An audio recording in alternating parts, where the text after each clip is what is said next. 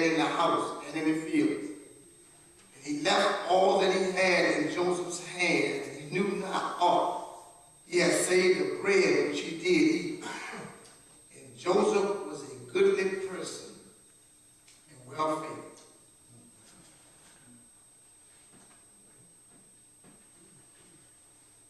Do you see how them selling him to the merchants put him right smack dab in the middle of his destiny? Smack dab in the middle of what God had called him to and what God had created him for. Joseph was destined to rule. Even as a young child, Joseph knew he was supposed to rule. Even as a young child, he knew this because he believed God. He staggered not at the promises of God through unbelief. He knew that the king had destined him to rule. And as he began to rule, Potiphar recognized that everything that was put in Joseph's hand prospered. Everything they put in his hand increased. Everything. Because why? He knew the Lord. Capital A. Every Lord is a king. Every king is a Lord. Lord is the ownership state of a king. In order to be a king, you have to be a Lord. In order to be a Lord, you have to be a king. The lordship deals with the territory.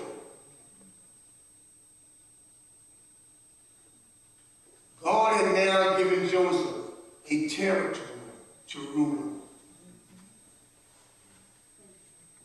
He sent him all the way to Egypt to rule over a territory. He gave Adam and Eve the garden as that territory to rule over. See how God has not strayed from his original intent? Whenever God wanted to bless the patriarchs in the Bible, he always gave them territories. Because in order to be a king, small K, you have to have something to rule over.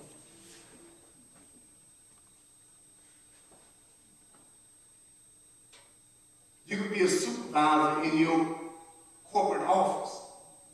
That's a territory. That's a territory. He's giving you dominion over it. It's a territory.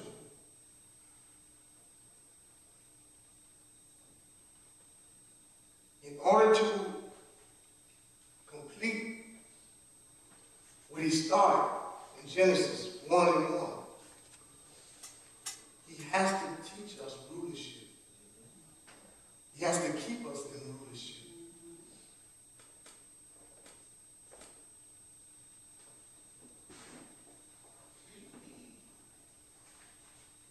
So after he gave Joseph all of these things,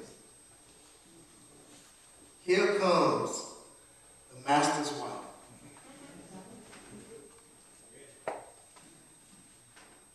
Here comes the master's wife. She saw that everything Joseph touched prospered. She saw that the Lord was with her. Here she comes, asking Joseph to lie with her.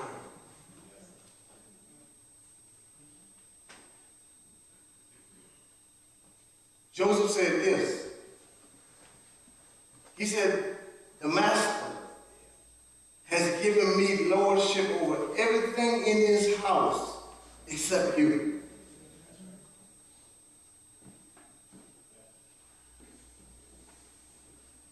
Go back to when Jacob was talking. It don't matter that you're you in the house if you don't know the God of the house. Basically, what he was saying was this. Your husband might not see you, but God will see you.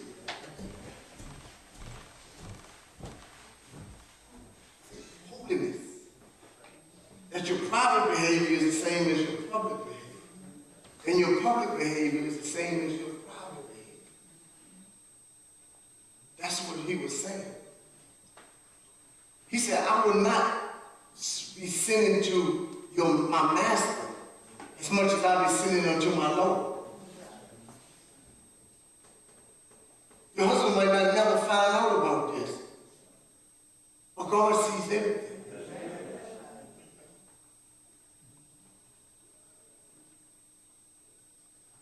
You staying in line. Ain't nothing worth getting out of line with God. I don't care how good it looks. There's nothing worth getting out of alignment with God. Joseph recognized this. He was teaching kingdom principles way back then.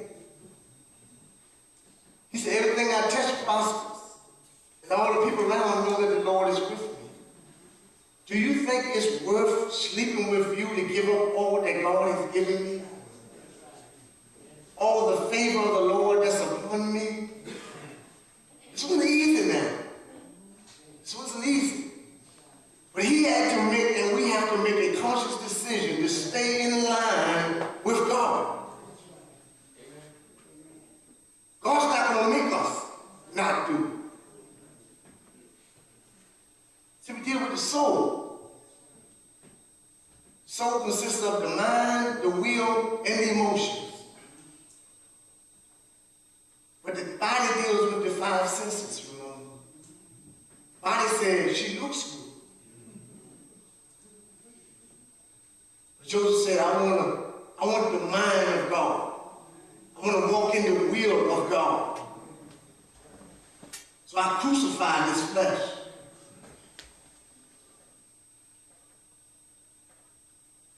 And Joseph turned it down.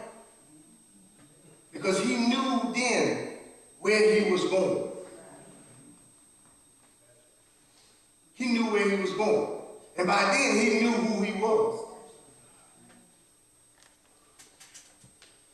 And definitely knew where he came from. He said, I came from the pit. They tried to kill me. But he knew the questions of the human heart. He knew what God had predestined for him. So after Joseph wouldn't labor for her, she caught him in the house by herself. She caught him in the house by herself, and she began to throw herself at him. And Joseph ran out of his garments. He ran out of his garments. And as he ran out of the garments, she began to yell and said that he had lied with her or tried to lie with her. So he came before the king, earthly king. And the king put him in the dungeon, locked him up in prison. Locked him up in prison. For something that he did not do. Even though you're not guilty, it's still part of your destiny. Though they slay me, yet will I trust him.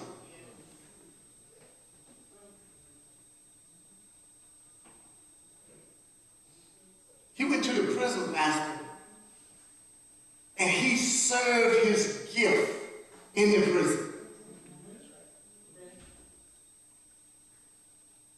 Go back to that ordination service. Serve your gift. You become a slave to your gift. Meaning you serve your gift to the point where it's hide you. Joseph served the master. He served Potiphar.